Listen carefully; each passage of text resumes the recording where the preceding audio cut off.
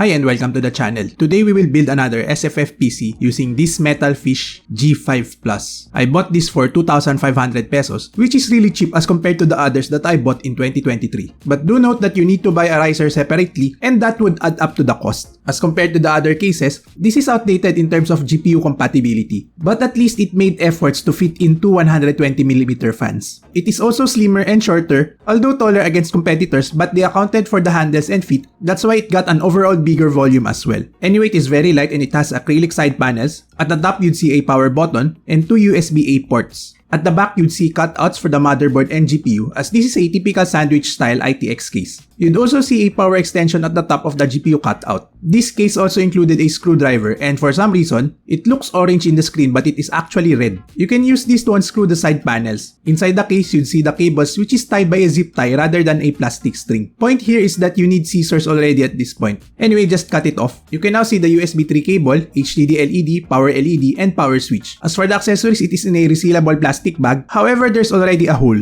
Inside, you'd see PCIe covers, a bunch of zip ties, QC certificate, a bunch of screws, PCIe baffle cover. At the other side, you'd see screw holes for the two 120mm thick fans. Anyway, it's time to build. I removed the PSU cover first, which has two screws at the top side part and two screws at the bottom side of the case. I think the cover is needed to support the PSU, and it also doubles to hide some of the cable mess. Next is to tackle the exhaust fans. For this, I used a Noctua NF812 fan. I struggled a bit on its installation as for some reason, I wasn't able to fit the fan directly to the rear side. However, it was easy fitting it to the front. So the technique here is to slide the fan from the front to the back. And with that, you can fit two 120mm regular fans. Once the fans are positioned, screw it to the case. Plug the fans to a Y splitter and set aside the case for now and pre-assemble the motherboard. As for the motherboard, I'll be using the usual B550i Aorus Pro AX. Pre-installed processor is the Ryzen 7 5800X. RAM is a Kingston Fury non-RGB 32GB at 200MHz CL16 RAM. I also pre-plugged in the 8-pin CPU power connector as it is always hard to reach. Remove the original AM4 mounting plates and backplate, and as for the cooler, I used the Alpenfohn Black Ridge cooler in overclocking slim mode for a total of 62mm height. I installed the AM4 mounting brackets, put in thermal paste to the CPU, put the cooler on top of the CPU. Together with the cooler, do an acrobatic flip of the motherboard, screw the cooler to the motherboard, install the fan clips to the cooler, clip the fan to the cooler, and plug the fan to the fan header. Position the riser to the case as it will be very tight later on. Install the motherboard to the case. To screw this, use the regular motherboard screw which has a crown. I actually had a hard time screwing the motherboard to the case as it doesn't align well for some reason. I managed to screw 3 out of 4 screws and left one corner without screw. It is really not aligned and I gave up at this point. Moving on, plug the Y splitter to the fan header, plug the power LED, power switch, and HDD LED. Now it's time to plug the riser to the motherboard. To tackle the PSU, unscrew the PSU mount from the case, screw the PSU to the PSU mount, plug the CPU power cable to the PSU, plug the extension cable to the PSU, and turn on the PSU. Screw the PSU mount to the case, plug the 24-pin power connector to the motherboard. At this point, it's actually a good time to tidy up some cables. You can use zip ties, but again, this is temporary build, so I didn't. For the PSU cables, I tucked it in below the PSU. The extension wire will protrude, so I also pushed it inwards. For the fan cables, I slid it in the gap between the fan and the case. For the USB 3 cable, just tuck it in between the motherboard and PSU. You can route excess cables below the PSU. Screw back the PSU cover, and don't forget its bottom part as well. At this point, I also tried to spin the fans to see if it will hit the cables, and well, it did. So I pushed the cables further downwards to remove obstruction. As for the GPU, I'll be using the Gigabyte RTX 3060 Gaming OC. It is not the max capacity of the case, but it is the biggest one that I have that can fit. Also, this serves as a somewhat standard benchmark that I can compare with my old builds. Anyway, plug the GPU to the riser. Now is also the best time to plug the PCIe power connectors to the GPU. I then screwed the GPU baffle to the case. At this point, I noticed that the riser can't be screwed to the case already. I think Metalfish had the wrong measurements again here, similar to the motherboard side. I think they should have either brought up the screw holes or brought down the GPU cutout together. Anyway, I tried to shake it and thought that it was stable enough. I then screwed the baffle cover to the case, make sure to tuck excess cables, and now it's time to close the case. I then tried to spin the fans again and noticed that it was hitting the front panel connectors, so I just pulled those cables downwards. After that, I closed the last panel and it was time to test the build. As for the temps while benchmarking Cinebench R23 for 30 minutes, the CPU temps hovered at 90 degrees Celsius. This is normal for low-profile air-cooled builds. As for the CPU temps while benchmarking FF15 for 30 minutes, it averaged at 68.38 degrees Celsius with a max temp of 80.9 degrees Celsius. As compared with the rest of the cases, it is slightly cooler than the S400 having the same components except for the fans. As for the GPU temps, it averaged at at 68.06 degrees Celsius with a max temp of 69.3 degrees Celsius. As compared with the other cases, it is slightly better than S400 and Meshroom S of similar configuration. As for the GPU hotspot temps, it averaged at 78.78 degrees Celsius with a max temp of 80.2 degrees Celsius. As for the fan speed, it was normal at 77.5% with a max of 79%. Overall, the temps are very good in my opinion. As for the cons of this case, well, for one, Metalfish could have fixed the screw alignment. It was really bad. While it doesn't look like it will be a major issue, it is for the riser. If you plug in the HDMI cable to the GPU, it can actually loosen the connection of the GPU to the PCIe riser, which will lead to signal degradation. And while benchmarking FF15, I actually lost a significant 15% FPS, and sometimes the behavior was erratic that I lost 50% FPS at times. I plotted the power consumption before touching anything, and it was pretty erratic. I then seated the GPU properly to the PCIe riser, reran the benchmark, and noticed that the power consumption is a bit more consistent now. It is also near 100% TDP most of the times. Anyway, the tip for the buyers is to seat the GPU properly after plugging in your display cables. As for the pros of the case, other than having good temps and the case being very light, I also actually like the handles. As the handles are metal, I find it sturdy versus the faux leather from S400 or PC Cooler. The downside of this handle is that it is not balanced to the center. The upside, however, is that you can carry this with two hands, making the overall feel of the build to be very light. I also like that you can carry this using the top and bottom handles. However, it is sad that this is the only Metalfish series with this kind of handle. On the side, I also think that the mesh front helped in improving GPU temps as cold fresh air can be drawn from there, something that other ITX cases stayed away from. Overall, I like this case in terms of price and performance, but I can't recommend it to non-tinkerers. My reason is that my experience is probably not unique. So if you're not aware of PCIe signaling issues which can affect the performance of your GPU, then it will be difficult to troubleshoot. You can probably make the GPU riser stable by modding the case or sticking electrical tapes. Without this issue, again, I like this case. And with that, I would like to test the G5 Plus water cooling edition in the future. So anyway, that's it for this video. Do let me know in the comments below on what you think of this case. Thanks for watching. Do like or dislike and subscribe for more unboxing, SFF build, and benchmarks. Bye!